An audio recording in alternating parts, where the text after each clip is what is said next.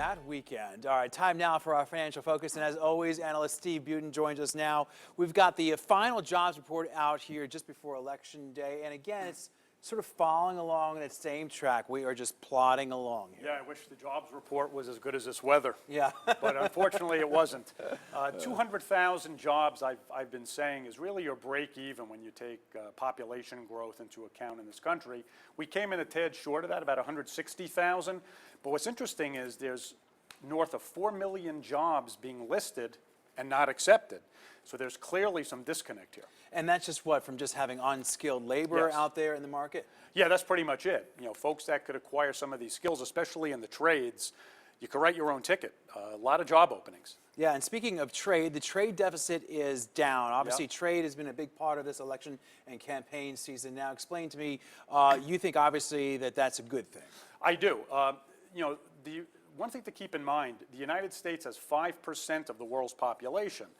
So the more goods we could export, 95% of the world's population can buy them. So both candidates, they're both guilty, I think, of enhancing this trade protectionism policy. So be careful what you wish for.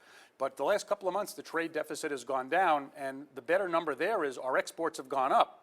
So more people are buying stuff from us than they were before, and that I'd argue is a good thing. So in the broad scope of things, you know, having the trade deficit decreased is probably good for the economy, even though it might cost some people, it might be the result of some people losing their jobs, but overall it's going to create more jobs in the long run. I agree with that, yeah. You know, you will have the national interest of generally good trade. Now, there are pockets of the country that have suffered from this, and the campaign has made everybody aware of this. However, retraining, I think, those folks is the better strategy than just killing the whole trade policy at all. All right, this final one has been fascinating to watch because news of the FBI, again, looking into emails related to Hillary Clinton, sent the stocks tumbling. Then, of course, we got the news over the weekend saying the FBI says, okay, she's been cleared yet again, and now stocks have gone up.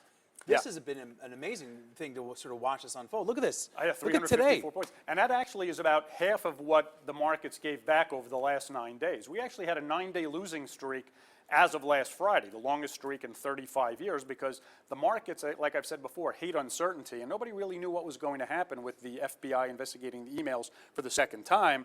Now that they've said there's no prosecution, the market has come up halfway of what it was before, but it just goes to show how difficult it is to try to predict these things on a day-to-day basis. Yeah, not necessarily an indication that Wall Street favors Hillary Clinton, but the idea that she was certainly a favorite to win the election according to the polls, and the idea that she could face indictment is something that would scare Wall Street. That's correct, and depending on how the election goes tonight and tomorrow, the markets will react again. So tough to look at this on a day-to-day basis. The markets right now are not looking at any long-term economic trends. They're literally looking day by day.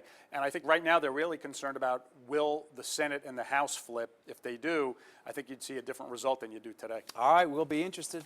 All right, thank you very much, Steve Buten. Stay tuned, everyone. We'll be right back.